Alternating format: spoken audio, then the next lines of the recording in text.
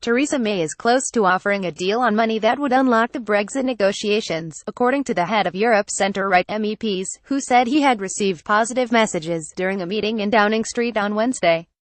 Manfred Weber, a German leader of the European People's Party (EP), who is also a close ally of Chancellor Angela Merkel, said he had witnessed a substantial shift in the British approach which might now allow EU leaders to move on to the next stage of negotiations.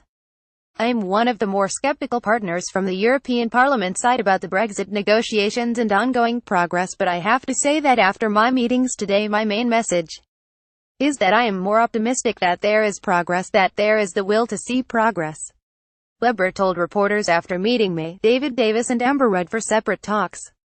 "The message is that the will is there," he added.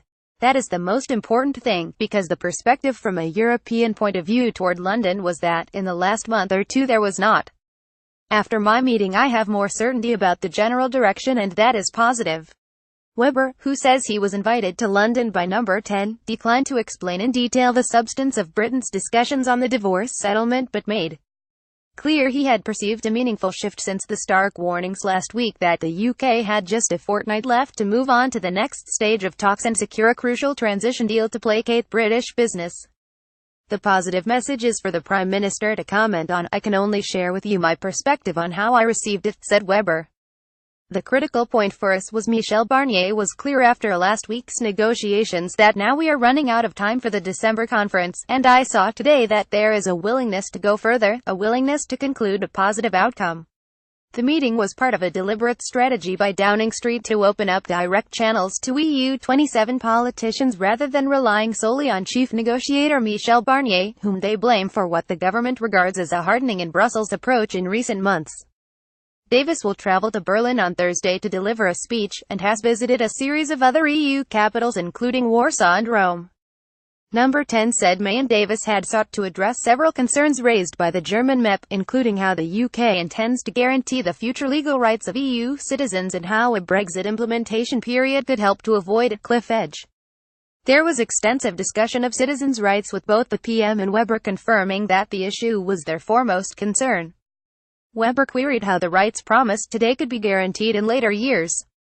The Prime Minister and David Davis set out that the UK's commitments would be enshrined in UK law backed by an international treaty, a spokesman said. A senior government source stressed that Weber is not a negotiator, and insisted the meeting was about setting out the UK's strategic aims in the Brexit process. May made clear in her Florence speech earlier this year that she intended to honour commitments the UK has made during its membership of the EU. Officials in Brussels have since been engaged in detailed, without prejudice, discussions about each side's interpretation of what that could mean. But Davis remains wary of tabling any aggregate figure without knowing the outlines of any future trading relationship. The Department for Exiting the EU DEXU also continues to believe that the issue of the border in Northern Ireland cannot be settled until more is understood about how the UK and the EU will trade in future, a question the EU 27 are determined not to address until Phase 2 of the talks. However, Weber's optimistic comments about the Brexit financial settlement chimed with recent arguments by senior Tories such as William Hague, who wrote in the Daily Telegraph on Monday that, if we want Brexit to be a success, we must pay them. The Brexit talks are now quite clearly coming to such a crunch, where the UK has to decide whether a major and unpalatable concession is worth making in order to secure a large number of highly desirable objectives, wrote Hague.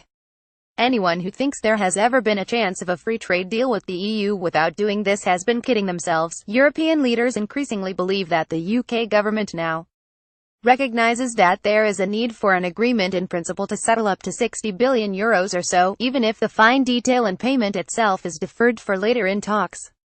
"I see the will to talk about the issues," added Weber.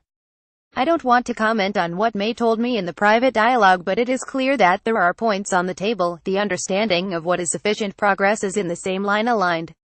During his press conference in London on Wednesday, Weber also became the first senior European leader to agree with Brexit Secretary David Davis that more talks should be held directly between politicians rather than just through the European Commission-led process in Brussels. "After my talk today, it is extremely crucial that we find further and more direct channels of communications," he said. The EP is the largest political grouping in the European Parliament, and until 2009 include British Conservative MEPs. Privately, European officials are hopeful that progress could now come quite rapidly as the clock ticks down to the December summit. "It's obvious to me that they want to achieve something in the next few days," said one.